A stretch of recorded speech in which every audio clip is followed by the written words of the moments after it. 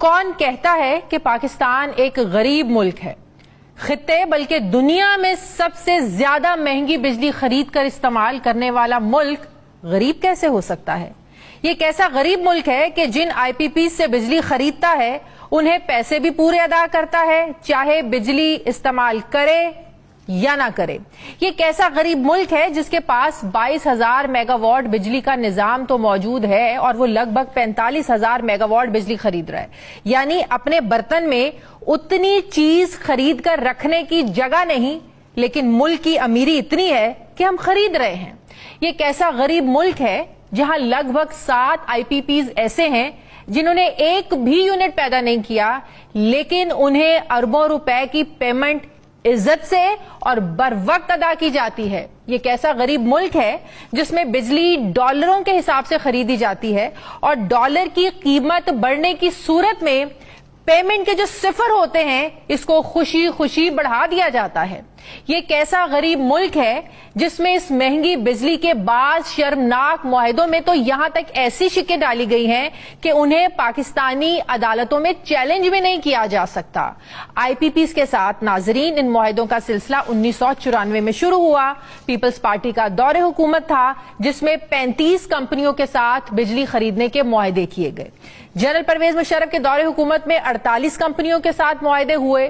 پھر مسلم لیگ نون نے 2013 سے 2018 کے دور حکومت میں سب سے زیادہ 130 بجلی بنانے والی کمپنیوں کے ساتھ ایگریمنٹس کیے۔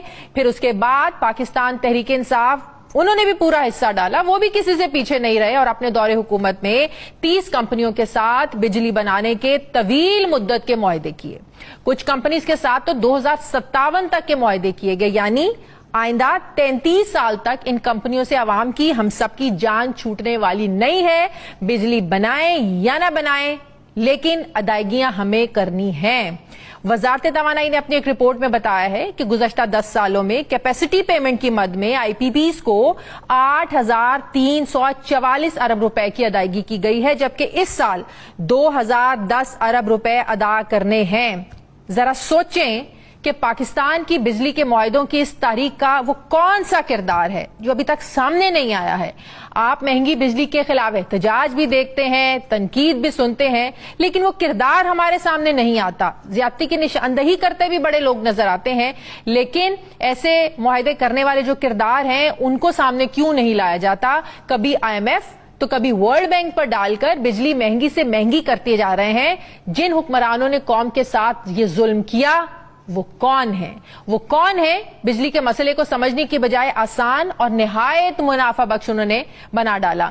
انڈیپینڈنٹ پاور پروڈیوسرز یعنی آئی پی پیز انہوں نے لگوائے، جو دعوت خاص تھی کہ آؤ مل کر اس ملک کو، اس قوم کو لوٹتے ہیں۔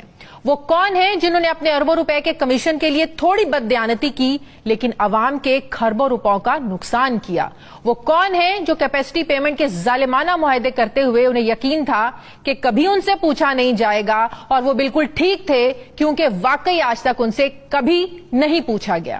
وہ کون ہیں جنہیں پتا تھا کہ ہمارے کرپشن پکڑنے والے ادارے این آر او دے کر جان بخشی کر دیتے ہیں؟ وہ کون ہے جن کے خلاف اب احتجاج تو ہو رہا ہے، آج بھی ہو رہا ہے، لیکن ابھی بھی معصوم قوم کو ان کے نام نہیں بتائے جا رہے؟ وہ کون ہے جو ایسے فیصلے کر کے بھی احتساب کے دائرے سے آج بھی باہر ہیں؟ پاکستان میں آئی پی پیز کے خلاف علم بلند کرنے والے سابق وفاقی وزیر گوہر اعجاز نے سپریم کورٹ جانے کا اندیا دیا ہے۔ وہ روزانہ پاکستان کی میڈیا سکرینز پر آتے ہیں اور ان ظالمانہ معاہدوں کو بے نقاب کر رہے ہیں۔ ان آئی پی پیز کے بینیفیشریز کے بارے میں صرف اتنی کہانی سامنے ہمارے آتی ہے کہ وہ 40 خاندان ہیں جو اب تک اربوں ڈالر لوٹ چکے ہیں، لیکن ابھی بھی سوورن گارنٹیز کے نام پر ملک کو بلیک میل کیا جا رہا ہے۔